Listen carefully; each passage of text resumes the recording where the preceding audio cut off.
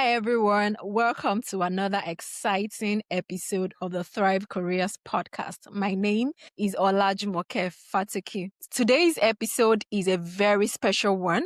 It is in commemoration of the International Women's Day. Of course, we're in the month of March, the month where we get to celebrate women doing amazing work all around the world. So on today's show, we are going to be talking about how we as women navigate the different seasons of our lives and how we are still able to hold down our career and still killing it in the area of our career. And, we are dedicating this episode to that effect. Welcome again, Adewunmi, to the Thrive Careers podcast. I am so excited to have you on the show. Happy International Women's Day. I know you're popularly called your HR lady, and I've always wanted to know, the brain behind that name. I know that there's more to it than just the sound of it. So give us that background story, how you came about that name. All right. Thank you so much, Jumoke. It's a privilege to be here. I'm honored.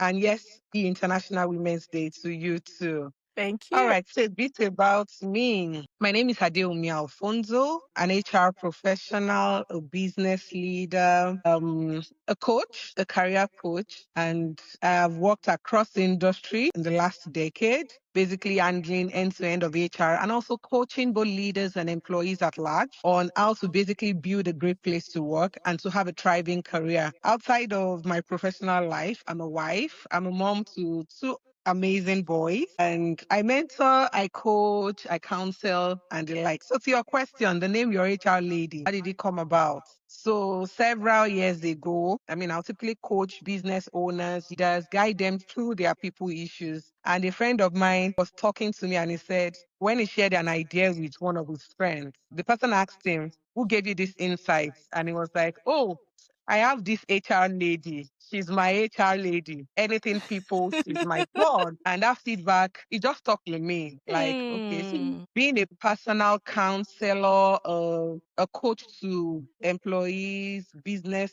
founders, and the likes, like their personal sounding board, their personal guide through workforce and business transitions.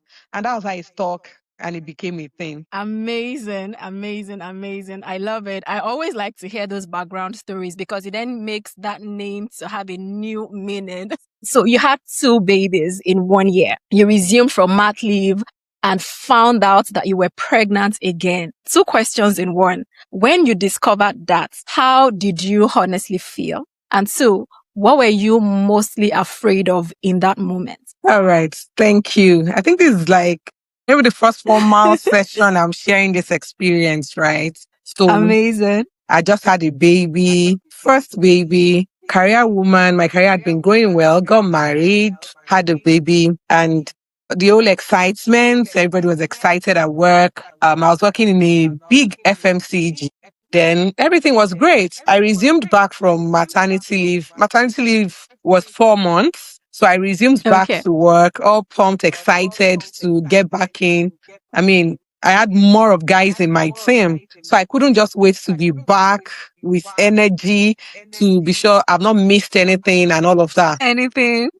And the world was great. Everything was going on fine. 1 month after I resumed, second month, I started feeling funny. But I never thought it could be pregnancy because, I just had a baby. Then the shocker came when I tried to do a test. Somebody saw me at work and was like, is it that your tummy hasn't gone down or there's another baby? And we just laughed it off, right? Then I, I did the pregnancy test and it comes out positive. My God. I was devastated, honestly speaking. Yeah, children are a gift from God. I was legally married. It's expected I'll have kids, but for a career woman, it was quite different. I just resumed from a 4 month break.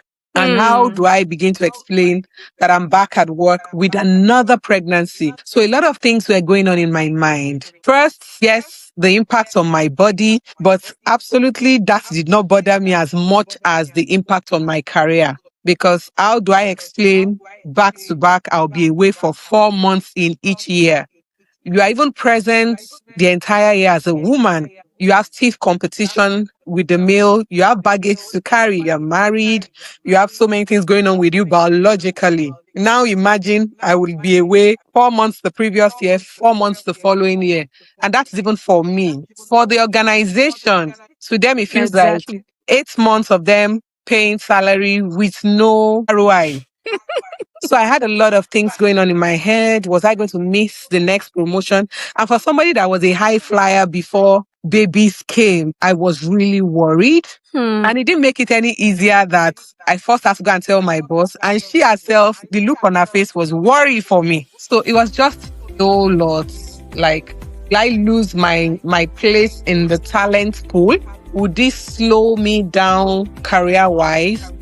All of those came at a rush before I now started thinking about the biological impact on my body, raising the kids. So it was not a very interesting phase. I was confused. I was not happy. I should have been happy. Children are gifts from God. But for a career woman like myself, Absolutely. it was totally different. But then again, it turned out for good, which I know I'll get the chance to talk about during the course of this session. Awesome, awesome. Just a little bit diving in further, on that question before we move to the next one. If you can just tell us a little bit how you were able to navigate that conversation. So I understand, the biological changes with you as a woman, but now in the area of your career, like you said, you left, 4 months. It is looking like, 8 months. Then how can we account for this? And I know, what that language, feels like as an HR person as well. So how were you able to navigate that conversation with your boss, with the management? Okay, so the first thing I would say is you have to have established a track record of excellence. Mm-hmm. It's a non-negotiable. So, I walked up to my boss. The first thing my husband said at home was, maybe you should just take a career break, resign, sort out this having baby phase, then you can get back later on when you're in a better headspace into the career space. But I got sound counsel from someone and he said, just think about it like you're on a journey. Currently, you are maybe 60% of the journey. If you choose to opt out, by the time you're coming back, you'll be starting from zero, not 60. So how about you re-strategize this season of your life and remap it to say, this is my reality. How can I turn things around for my good in a way? So I had I just jettisoned the idea of resigning and I said, okay, it is what it is. It will mean a lot of work for me in this phase. It would also mean I needed to leverage my support system. And at the same time, I needed to pull all my strength to still deliver excellence. I am one that I've always been of the mantra that being a woman would never be an excuse for people to look away from my substandard performance. So having that at the back of I didn't want you to see anything that I did or I do and say, okay, we understand because she's a woman. There's already a problem when people have to start making such excuses for you. So I had to tell myself, you know what? What changes will I need to make in this season?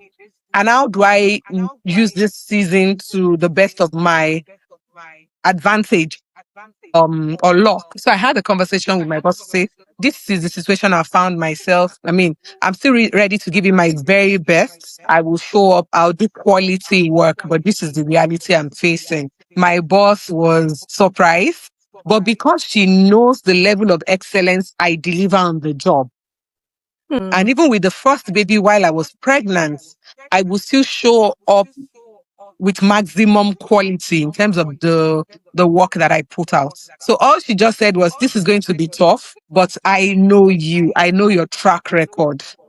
So everything will be all right. And that gave me huge relief. Until now, I would always say it as a woman, you have to have part of your support system. You also have to have women that have gone ahead of you, that you can leverage their strengths during seasons like this. So that was it. So I just needed to reprioritize things. I had told myself after the first baby, I was going to look for another job, a more taxing job, and all of that. So I had to re strategize. to say this season I can't, I'm pregnant. It's not the time to start job hopping or trying to be visible or no. This is the season for stability. I have two babies I needed to care for. And I wasn't ready to also opt out of the labor market. So I just needed to be stable and use it as a season to grow my roots downward, grow depth. So during my maternity leave, I was studying when I could because so this idea of when baby is sleeping, you sleep, it never really works, right? So as much as I could, I wasn't working, but I was investing in myself, also nurturing my kids. So I knew it wasn't a season where all things was going to be 100, but I knew I needed to leverage that season for the next season. So yes, it looks like I'm not shining in this season, but my comeback was going to be good for it. Love it, love it, love it. And I know we are definitely going into that strategy very, very soon. But before we get there, there was something you said that I thought was very profound. And I just wanted to reiterate that being a woman is not an excuse for poor performance. Can we say that like 100 times? A lot of women, we need to wake up to that reality. And, that's where the world is going today. Let people not make that pass that statement on you that, oh, it's because it's a woman. I mean, it's very condescending and we need to change that narrative as much as possible. And thank you for being, a leading voice in that space and showing that these things are really possible. So I just needed to spotlight that because that was really very profound. All right. So we are moving into the numbers now, and you already touched on it before I gave that wrap up, about this, you called it a fallacy again during our conversation, that pressure to be 100% at every time, at every point, in our lives. So in that season that you just described for us now, were you tempted to still feel, like trying to be everything to everyone? And how did you shift from the perfection, the 100%, role to sustainability? What did that look like for you? Thank you. So before getting married, I had a plan. I'm a planner. That is who I am. I'm a systems and structure person. That's how I'm able to function at a high performing level. So prior to getting married, I had said, okay, I was going to have baby here.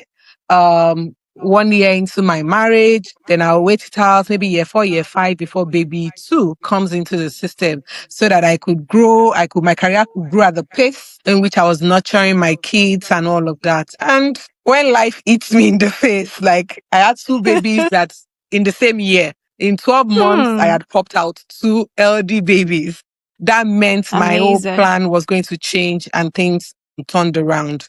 And for somebody that is a high performing, perfectionist kind of person, somebody that plans and system, had been wired like every aspect of my life needed to be 100 every time. I needed to always show up with my A game and all. But in that season I was in, one of the things I had mentioned, one of my mentors had spoken to me about seasons when it comes to being a career woman and all of that. If you're familiar with the wheel of life, there are different circles in your life that things you basically hold very dear. Maybe your spiritual life, your health, your children, your marriage, your relationships, right? So I had the idea that to be a high performing person, every of these areas had to be 100. But that season of my life showed me that it's not 100 all round. It's you prioritizing what is important in each season without neglecting the other aspects. So I had thought it was supposed to be 100 across the different spheres of my life. But that season taught me it's okay if in that season, children and my health were 100, while my career was a 70 or a 60. It did not mean I had failed. It just meant I was re-strategizing for the next season.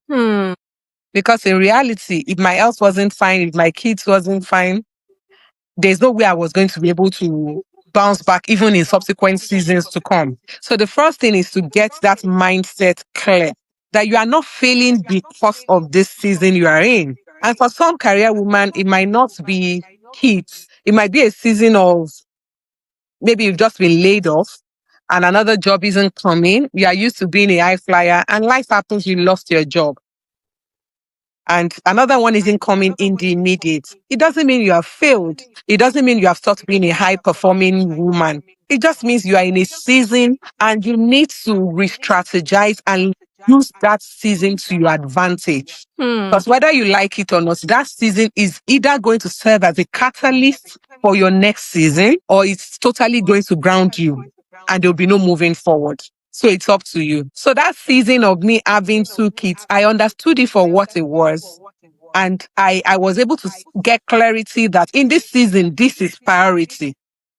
So the fact that I'm not in the world of work in that period or in those number of months does not mean I have lost, does not mean I am out. I'm still an employee, just that I'm on mat leave. But that doesn't mean I'm shutting the door to my career. It just means I'm prioritizing what is important as of now. Remember, I said, yes, my career was not 100 at that time. It had dropped to a 70. But I used that season to nurture my kids, to even get to know a part of me I didn't know existed. I think that season taught me resilience.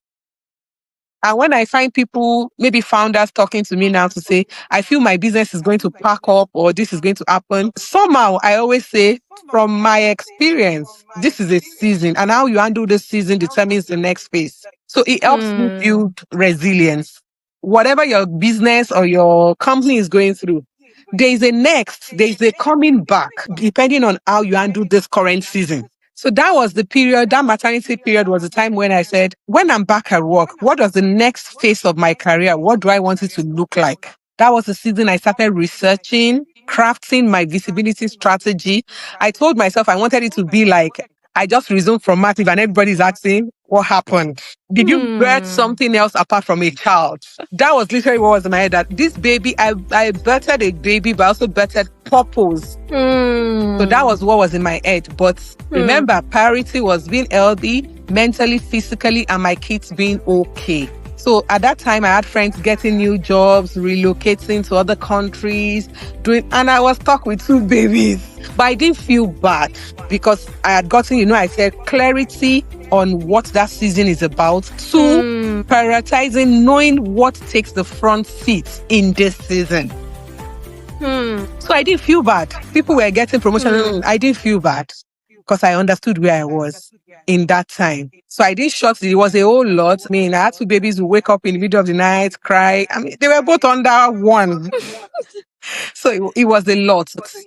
The mental check, mentally, I knew what the season was supposed to birth. I also had huge support system. So if you're a woman in this phase, leverage your support system. There's nothing called being a superwoman. A superwoman is a woman that is helped. Yes, a superwoman is a woman that is helped by God, helped by people, helped by resources. That's really it. So don't let the fallacy that you want to put up a particular persona to the world actually become a weight that you crumble under. Understand your seasons, understand your reality, and know what you want that season to birth for you. Amazing, Adewunmi. I got so locked in myself, very, very interesting. And a lot of things jumped at me. I wish I had a pen. I wish I could just repeat everything verbatim. But that was really wonderful. Understanding the season that you are in, and, also not compare, trying not to compare yourself with other people. And I think that's where the real issue is, because when someone starts to bring out that comparison game,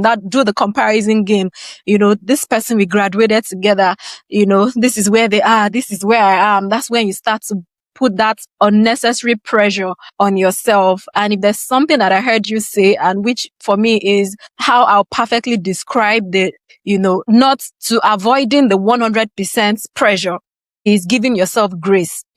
Give yourself grace to navigate the different season that you are. I always tell people that as our faces are different, and I don't even know if that's in the scripture or something, but it's hitting me like a scriptural reference. That's how our needs, that's how our purposes, that's how what we are supposed to achieve in our lives are also different. So there's no reason, to compare. Give yourself grace as a woman to navigate, that season. I mean, look at what Adewunmi did. And I think that's really spectacular. Understanding that you can make the most of that season. I had to write this one down so I don't forget. And I know we had someone in our lives at a point who always say this a lot. If I say it, you will remember that: never let a crisis season go to waste.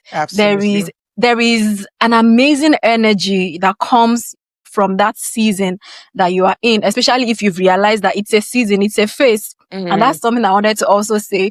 Sometimes a lot of people tend to see it as a destination, whereas it's just a passing through. It's a journey, absolutely. and then they make conclusive decisions in a season that was still going to transform into other seasons. So this was really very profound. Thank you for sharing that with us, what you were able to bring out of that season. And I love this when you said you came out and people were like, okay, you didn't just come out with a baby. It's like you went for a rebranding course, Absolutely. and you came out fortified. And that's very, very, the reason why we are sharing this is to let a lot of people know that it is possible. It's very possible. If you can do it, every woman out there can also do it, especially if you're really desirous, if you're ambitious, if you don't want to crumble. And I don't know how you put that. I think it was really profound as well. Crumble under the weight of pressure. No, it's a season. You can rise from it. And Adewunmi has proven that.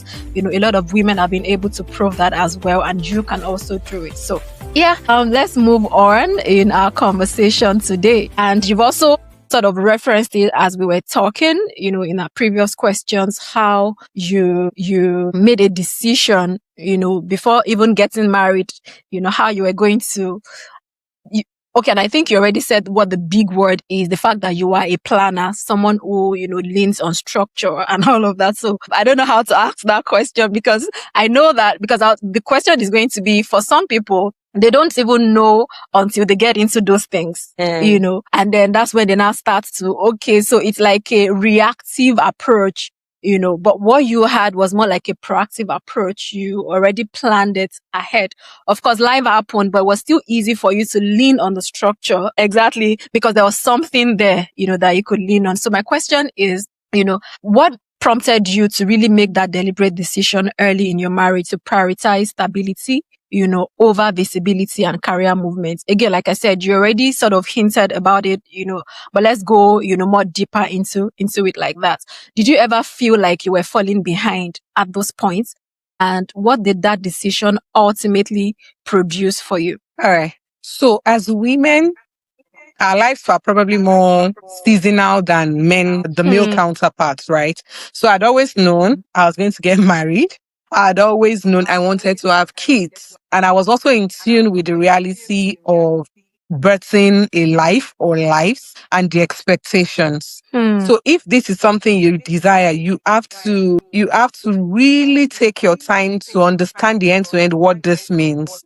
It will be lack of awareness if you desire to get married and have kids and you think it will not have an impact on your career. In fact, I would say that would be your first major mistake. And that is what will really cause things. So I had known that, you have kids, you would need to be on mat leave for a period of time to nurture that child.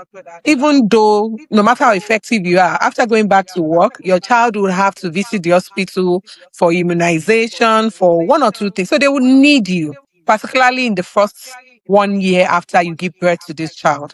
So I'd always known that. And in planning my career, I had also factored these things into it. So if you're a career woman, you want to get married, you want to have kids, you need to actually start planning for this period, this phase. And actually not just planning, understanding the implication on your career. So I said I knew I was going to get married. I already knew that the first 5 years post getting married for me, I would not be job hopping. So that I would also, whatever job I'll be doing in that season, had to be a job that would give me stability. So I knew I couldn't be doing a job that required me to be traveling a lot. I couldn't be doing a job that was at a far distance from my home. I already had those things. And I knew that that meant that I was going to be sacrificing my finances in a way, because the kind of job that will pay you so much money might come with these things I did not want. So I had known ahead of time and I was fine with that decision. So you need to plan, you need to know. And if you find yourself in that season, or it just happens to you. If it is something you want, you just need to know the sacrifices that are involved in this season of your life and make peace with it, really, so that you don't become dissatisfied and eventually your unhappiness begins to impact people around you. So for me, I had known all of these things, so it was not a surprise I was going to. And that did not mean that I did not still put in quality work. I remember that I had one career defining internal interview while I was 8 months pregnant with my first child. When my name was put on the list for people that were being considered for that promotion, my boss called me. She said, "You are heavily pregnant, and this internal interview is rigorous. Everybody knows. The fact that your name was on the list is even because you had a track record of success. So imagine you being heavily pregnant and you want to go through this phase." So she had asked me that, do I think they should step my name down and they'll put me in the next year? If I had said yes, I was also pregnant in the next year. So I just said, no, no, no, no, no, I'm going to do this. Just like, it's rigorous, and it was rigorous. There were times I had to sit with my other colleagues nominated for this interview to study till 9 p.m. at night before my husband would come and pick me at work. I had to stay all night sometimes studying for this interview. And the very first one I presented myself in, when the members of the board saw my tummy, one of them started laughing. And he said, "Why are you putting this young lady through this stress?" But guess what? At the end of this whole interview for this promotion, one of the panelists, I can't remember his statement clearly, but what he said, if I was to paraphrase, was like, this lady came with the answers to the questions in her belly. Because I ended up ranking top in the interview despite my condition. So for me, then I felt I wasn't going to look for jobs externally, but if there are opportunities, I will show up properly that would warrant me a promotion. And I will do everything physically possible within my power at that time. Yes, there were days where I felt sick, I couldn't show up, but nobody took it in a funny way because they know. There were times my boss would be the one to say, "Pregnant woman, go home, you should be tired." So the seasons are the times where I couldn't show up because I was ill. Nobody was worried because they knew for her to not show up, she must really be not feeling good. So I hope that answers your question. Yes, it does. Thank you so much. So something I heard you say, or something that stood out for me, is the fact that, there's something about having that track record, even before you would need it. I don't know how to put that and, get it out the way I really want to say it. Before you need it, sometimes you need to have put in that work so that when you need it, it's very easy, from people to see you from that perspective. So if you have been failing in your duties, for instance, not even knowing what life had in store for you, and what we are saying today would have been different. People should, like we already said earlier, not trying to sound like a broken record. Women, let's try to up our games a lot more. Let people not just give us things because they feel, okay, she's a woman. Let's just allow Diversity, it. Or let people diversity balance. Exactly. Let that not be the case. Let it be that you're truly, deserving and you are competing side to side, shoulder to shoulder with your male counterparts. That's the kind of world that we are looking to build. All right. So again, I don't want to forget something very important that you said, and I want us to go deeper a little bit in it. And that's the aspect of sacrifice when it comes to our lives as women. You said those things. I said you made peace with them. For some women, it's difficult to make peace with, like, oh, so I'll let go of my promotion, just to take care of, a child. It's different from different women. Let's just, put it that way. Yes. One thing I wanted to add was, whatever you feel you are missing out on now, you will recover in subsequent seasons. So I remember then, I couldn't travel, I couldn't get the jobs, but immediately after that 5-year window of my life was done, the opportunities started coming. Remember that in the season of birthing kids, I was also birthing intentionality for my career. So after that season, I was able to become visible. Now, All the traveling I felt I was missing out on then. It's just for me to think it, look at my account balance, swipe the card, and I'm on the next plane, right? So you're not missing out. It's a phase. You will catch up. Whatever job you want to change, you will change it down the line. Whatever you want to go to, you will go to. But at the same time, you still look at your kids and you see them glowing, flourishing, blossoming, and it will all be worth it eventually. Amazing. Thank you. And of course, now you've reminded me. So we talked about this during our pre-chats, this sacrifice that women think they are making when they feel like they are pushing aside their career to focus on their kids, to focus on their kids, and they are not being strategic about it, because I think that's where the difference is. You did something similar, but you were really strategic about it, and it was obvious at the end of that phase, but a lot of women feel like, okay, let me just stay with the kids. And at the end of the day, some of them fall into resentment because they pushed their career aside. They couldn't get to the top of their career or become what they have planned for themselves, just because they feel, okay, life has brought that. As women, there's a time that life brings us that question of choice. Do you want to face your career, or do you want to nurture your kids? Life doesn't present us that there is an in-between, which was, I think, what we beautifully covered with the not being 100%. You can be at 70%, in one and then move to the others. My question is for women who are, giving up on the altar of sacrifice. And I'm saying that very carefully as well, just because they feel like, okay, let me just face my kids. Those kids are going to grow up and become who they want to be. And then you'll be the one feeling sorry for yourself at the end of the day. Do you have something to say to this? Yeah. Okay, so I have the nice version and the not so nice version. And I would like to start with the not so nice version. Being a woman in general it can be very challenging. But for women, whatever decision you are going to make, you need to be sure and ask yourself sincerely, am I choosing this option because it's the easy option? Or is this really the only option I have? I've seen women say, oh, because of my children, I can't take my children to the daycare, so I'll just leave the job. But if you actually sit yourself down, was that the only option you had? Or that was the easy option to take? Yes, some people that could have been their only option, but we have seen cases where some people just chose the easy way out. Because being a career woman is even hard, with or without kids. It's hard enough. And sometimes the reward may not match the level of energy, particularly at a time or in a period of time. So you need to ask yourself, am I making this decision really because that's the only one you need to make? I've coached women that will say, I am a career woman. I wanted to do career and all of that, but I sacrificed it for my children. And by the time you go into a coaching session, ask questions, you realize that, no, you didn't sacrifice it for the children. You sacrificed it because that was the easy way out. Because being a career woman is already hard. So motherhood just then comes for some as the easiest option to take. And of course, the visible one. So you need to be, yes, for some people, that's their reality. That's the only option they had, to leave the career space and just go the other way.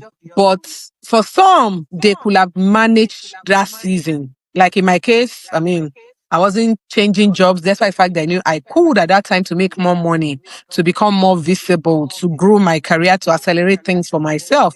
But I didn't. That was the sacrifice I made. So as a woman, you need to ask yourself, because you don't want to grow old and be resentful. So if you are in this season, this is what you are battling now, this is what you are dealing with now. This is the time for you to harness all the resilience there is that you can harness. This is the time for you to say, before I drop the towel, before I give up on this dream of mine, what else can I do in this season? What can I leverage? I've seen people say, I don't like people living in my house. I want to be the one to raise my kids. So that's why I left my job. What's important to you? Do you want to look back and be resentful? If I had quit my job when I found out I was pregnant with my second child, I would be very bitter now, because I had always known that I wanted to do career. And trust me, my kids will probably, looking at the kids I've now raised, that will come home to me and say, Mommy, my classmate's mom is a pilot. This person is a this. I can imagine how I would have felt if my You kids too say could not go you're a back stay at home mom. and say my mom is a this. It may not make another woman feel bad. I mean, if that is the decision they chose for themselves and they did not Exactly. feel like they were forced to make that decision. So if you're a woman, ask yourself, what do you want for you? And that's why it's important that every woman knows who they are. Beyond being a Mrs. A, beyond being the mommy of baby A, baby B, who are you as a person? Shred the identity that you garnered on your journey. You became a Mrs. at some point. You became a mommy at some point. Before all of those titles, who are you? And that will be like your guiding compass. Yes, you will make sacrifices on the way. Life will throw its balls. You walk through it and all of that. But you should not lose sight of you as a person, because a happy wife, a happy mom is the one that can then pour into the children, pour into the home, pour into the society. So that's what I would say to you. If this is the season you are in, what are the options Amazing. available to you that would ensure that the you in you doesn't disappear in the process? Hmm. I love that. The you in you doesn't disappear in the process. And that's very, very important. Thank you so much, Adewunmi, for that depth. Thank you. All right. So from your HR perspective, pardon me, you've seen women consider resigning. So you've seen women consider resigning because it feels like that's the only way to cope. Again, that's what we just said. So what do women not fully understand about what stepping out of the workforce can cost them in the long run? I want us to really spotlight that. That's the reason I'm bringing up this question, because I could have let it go because we somehow touched on it. But what could it cost them in the long run? Because if more people can see that what it would cost them in the long run, maybe they'll make a better decision, and not take the easy way out like we've just established now. So do you want to tell us a little bit about that? So the career or the world of work has become extremely competitive. It's not like it used to be in those days. And by those days, I'm even talking about 10 years ago, 5 years, and it will continue to remain as competitive. I mean, now we have the gig economy coming in to disrupt the traditional workplace. We have the age demography. You have somebody in grade 5, grade 6 already doing internship. So there are a lot of things happening in the world of work, and it has become more challenging in this space. So if you are a mom thinking, let me take a step back and I will come back, I will advise you not to accept that is the only option you have. People that are not even stepping out of the world of work are struggling due to the rigorous competition to remain visible, to climb the career ladder. How much more when you then choose to take a break? By the time, let's assume you were on the fifth step of a ladder and you say, due to one reason or the other, I'm taking a break, I'll be back. By the time you are coming back, you are not coming back on level 5, because the world of work you were at when you were on level 5 will be totally different by the time you are coming back. So you are going to start from zero, not the level 5 you left. I have women that I'm coaching now that took a step back to say, let me raise my kids. When my kids grow to a particular age, I would come back. By then, it becomes a tough one, because they have skill gap, skill atrophy. A lot of things have gone south. Imagine somebody that when they left the world of work, it was a typewriter that was in vogue.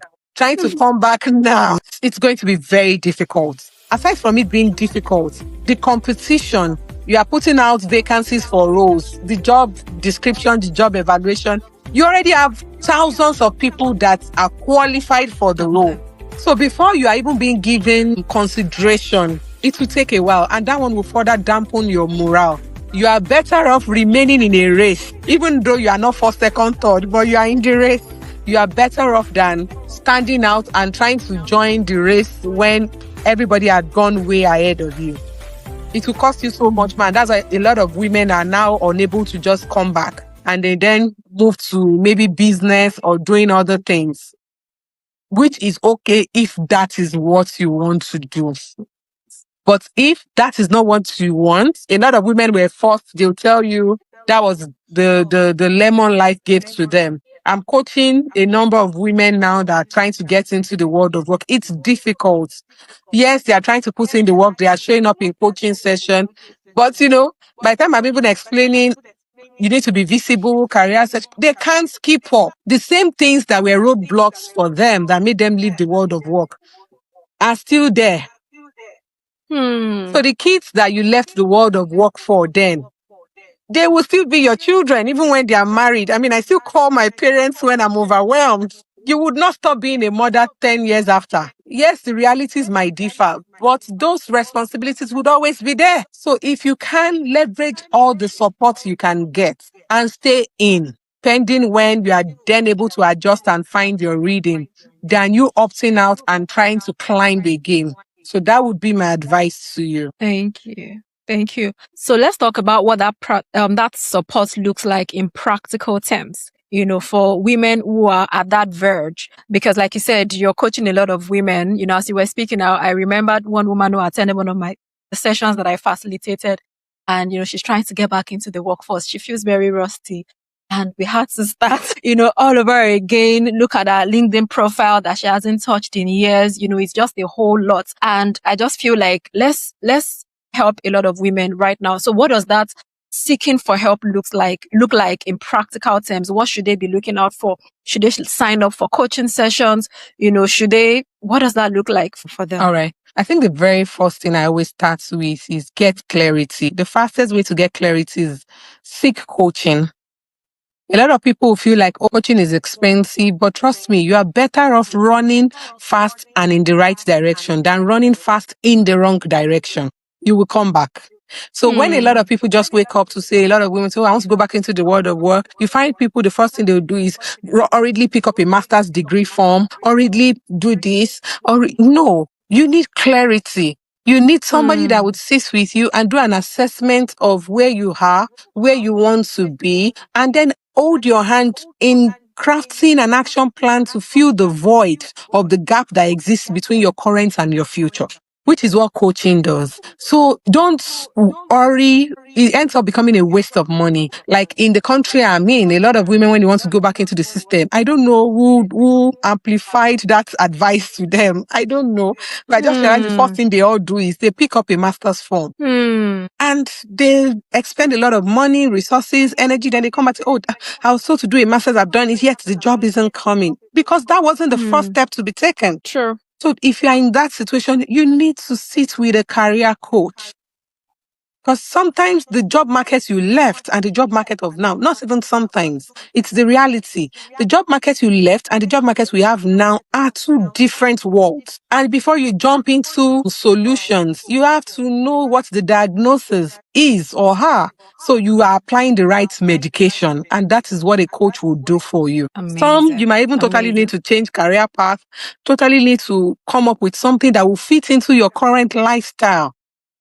Exactly. So that's a major thing you need to do. Get a coach that would work with you on this journey so that you are not running fast in the wrong direction. Awesome. That is so profound. Clarity over everything. Trust me. Thank you so much. All right. So we are bringing this to a close. So 2 last questions. All right. So we've talked a lot about women, and some of these barriers and challenges and everything. But during our pre-chat, one thing both of us agreed on was the fact that sometimes women are often the loudest when it comes to judging, their fellow women. So how were you, able to protect your own peace, and how did you stay anchored during that path for you, during that season? I beg your pardon.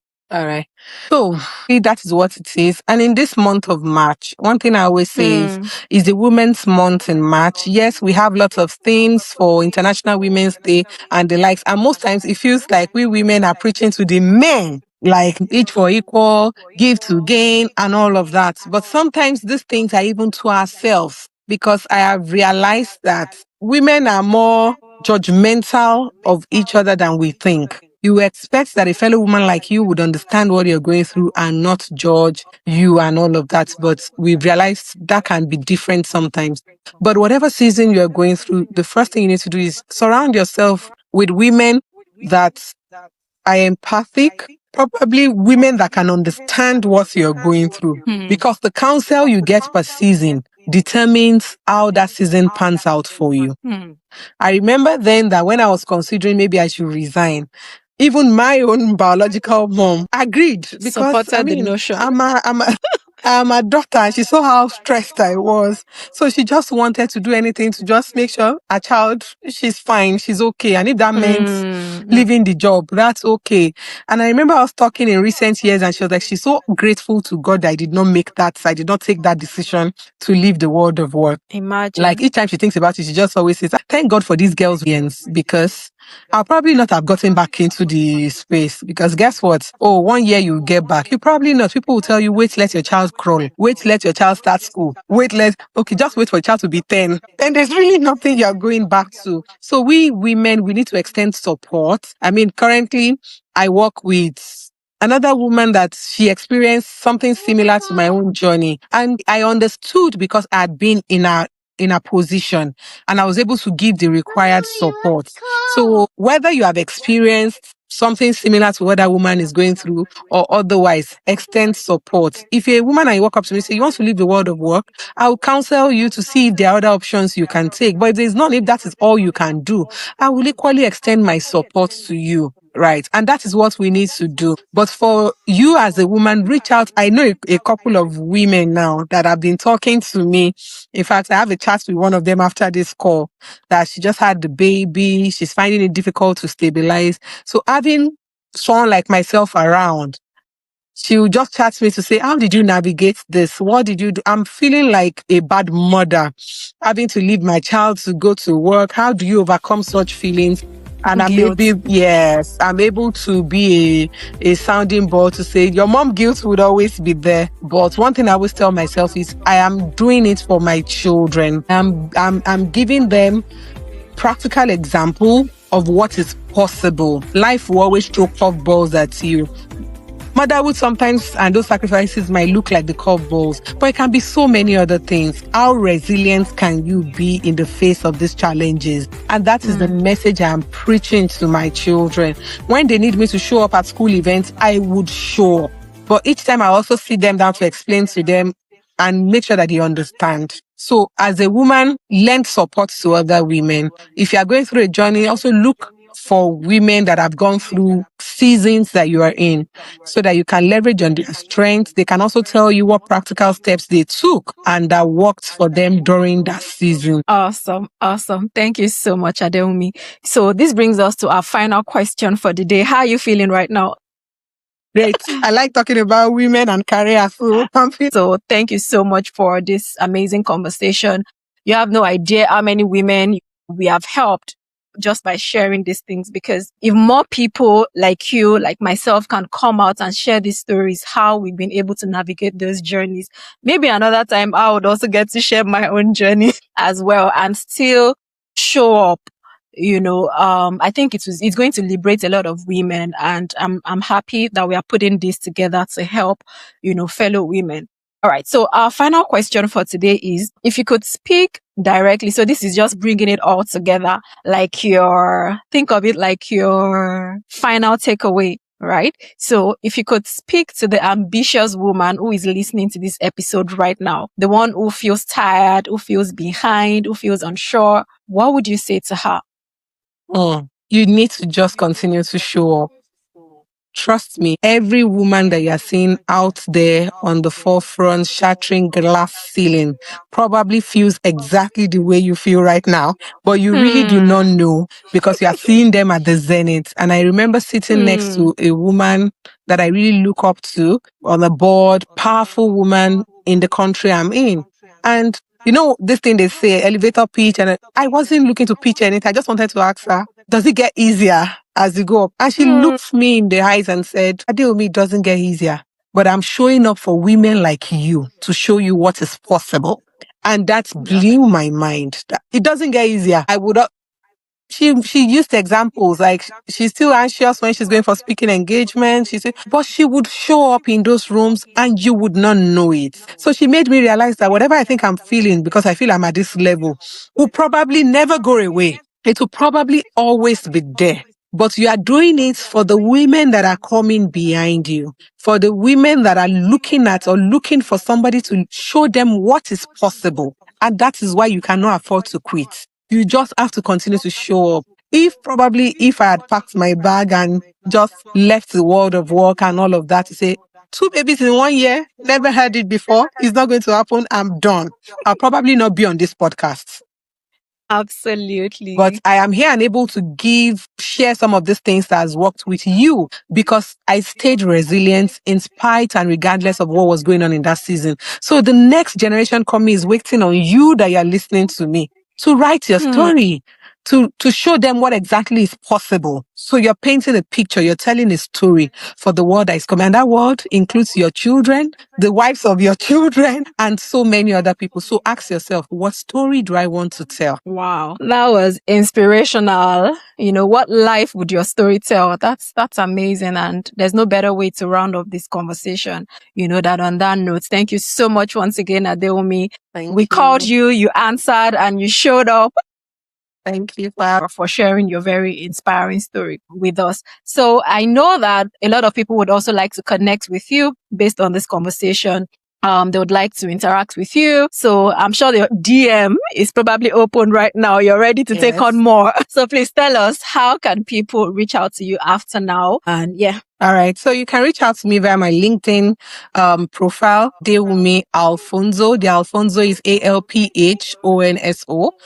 You can look me up on LinkedIn and send me a DM, or you can check me out on Instagram at your HR Lady Series. You already see my pretty face on the display, so you'll be able to recognize. So just shoot me a DM and we'll take it up from there. Amazing. Thank you so much for sharing with us. And thank you, our wonderful listeners, for joining us today. We are so glad we've been able to share this very important conversation with you. And once again, happy International Women's Day to every woman out there. Breaking the glass ceilings and doing amazing work. We are so proud of you, and we want to see more, of what you can do. Thank you so much for joining us today. And until I come your way again next time, keep thriving and keep doing life the way you're meant to do it. Bye.